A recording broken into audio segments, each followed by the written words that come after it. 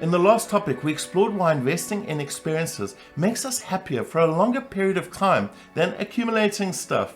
Now, in this topic, we're going to look at the conscious living practice of savoring, which is where we amplify these experiences. And I'm not talking just about those special occasions. This is about our everyday life experiences, especially those that we take for granted.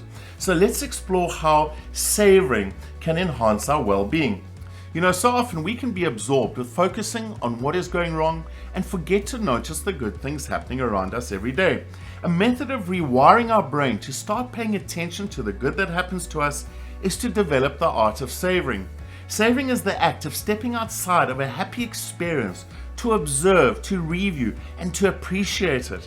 As we savor the happy experience, we intensify the positive aspects of our lives. According to Fred Bryant, who co-authored Savoring, a new model of positive experience, savoring can help us counteract the natural human tendency to focus more of our attention on the negative things in our lives than on the positive things.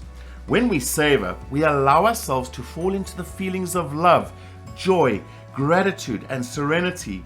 These positive emotions through savoring improve our overall well-being. They increase our creativity, improve our sleeping patterns, and strengthen our immune system. There are three types of savoring. There's reminiscent savoring, where we savor our past happy experiences. There's experiential savoring, where we savor the present moment. And then finally, there's anticipatory savoring, where we savor the future. So firstly, let's look at experiential savoring in the here and now. It involves being mindful of the good things happening in both those special experiences and our everyday experiences. It could be a fancy dinner, watching a beautiful sunset while on vacation, listening to a bird song, or spending time with your children, loved ones, or friends. It could even be when you drive into work early and watch the sunrise while sitting in the traffic. With savoring, you pay attention to the extraordinary in the ordinary. The key is not to put too much pressure on yourself to make the most of each moment. Let it happen as naturally as you can allow. As you notice the present moment, allow yourself to linger a little longer around the experience, becoming as present by paying attention to your senses. Notice the sights, the sounds, tastes, touch, and the smells as you did in the shower exercise earlier in this course. Allow yourself to feel the appreciation and joy of the moment, as well as the warmth of the experience to wash through your body. Do not force it, allow it. Now, reminiscent savoring happens after the fact. You relive the happy moments of your past experiences. A powerful exercise you can do is to write up your life experiences as far back as you can remember, recalling and listing only the good or happy memories. You could see yourself as a hero on your journey as you savor these moments, and as you do so, see your life as a ladder of the wonderful, wise, and delightful. You could even reframe your past unhappy experiences by seeing them a different light, maybe from a higher perspective, or as the hero on your own journey. If there is any memory that does not fit into your feeling of gratitude for the experience, then leave it out. As you list your past experiences, reflect on them, and again, allow the feeling of gratitude and joy as well as happiness to wash through your body. Of course, reminiscent savoring can also apply to a specific event, holiday, or moment.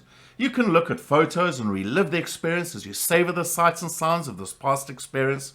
When it comes to daily experiences, at the end of the day, just before you go to sleep, journal 3 positive moments from the day, allowing your brain to relive these moments, evoking all the feel-good emotions just before you go to sleep. Research does show that reflecting on past happy experiences increases our positive emotions for up to 4 weeks. Now, the third method of savoring is anticipatory savoring, where you look to the future experience, for example, a holiday that you're going on. Consciously visualize and imagine the good times ahead. You may want to look at brochures and read up on the places you're going to travel to, and possibly do some more planning around the vacation. You can apply this with any experience that you'll be undertaking in the future, not just vacations. It could be a celebration or a day's outing. Now, savoring experiences can be enhanced by certain activities, so let's look at some examples.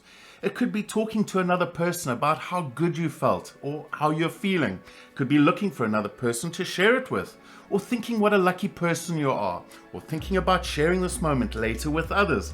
It could also be around showing physical expressions of joy of your experience, or laughing and giggling around the experience, or congratulating and patting yourself on the back for your success. It could also include becoming completely absorbed in the moment, or it could include telling yourself how much you loved the experience. Of course, we can short circuit our ability to enjoy the good times, which scientists refer to as dampening. Instead of lingering in the good feelings, we cut them short. We dampen our positive emotions when we suppress or minimize these good feelings. We distract ourselves away from that enjoyable moment by finding fault or seeing only the negative in an otherwise positive situation. This is the opposite to savoring. So let's look at some examples of how we can dampen our experiences. Well, we could focus on the future when it was over, or we could remind ourselves it would be over soon. We could also tell ourselves it wasn't as good as we hoped for, or remind ourselves that nothing lasts forever. We could also think that it will never be this good again, or think about how it could be better. Or finally, we could tell ourselves we do not deserve this experience. So be mindful of those inner voices and the stories they tell us, those saboteurs that dampen our experiences and rob us of the present moment and our joy.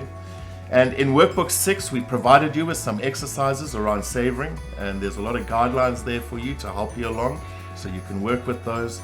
And yes, in the next topic, we're going to be exploring the art of thwarting adaptation. This is another conscious living practice, so I look forward to seeing you there.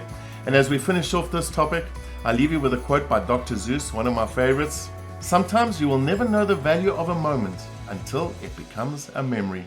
So I will see you in the next topic, and until then, take care and stay aware.